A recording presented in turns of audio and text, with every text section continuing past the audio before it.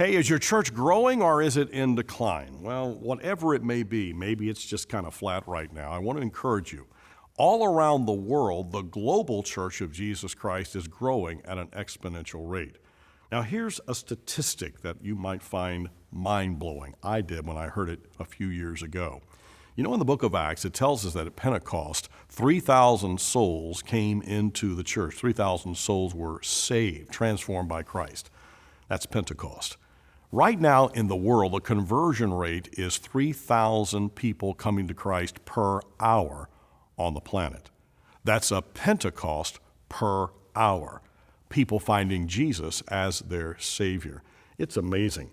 In spite of all the hits the church can take, in spite of leadership failures, in spite of bad decisions, in spite of governments that might try to oppress or limit the access or the liberties that a church could have, the gospel of Jesus Christ is going forward. In fact, oftentimes in places around the world where there's greater persecution, there's greater fruit of people finding Jesus. So today, don't sing the blues about the church.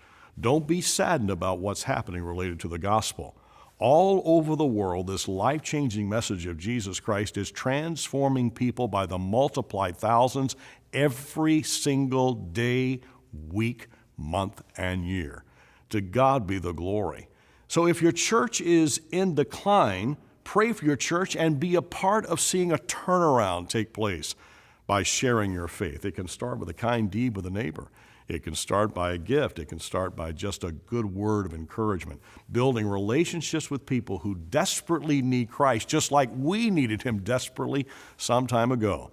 And because of the gospel, we were transformed. What do you say? Let's be a part of God's expanding fame and glory by building his church.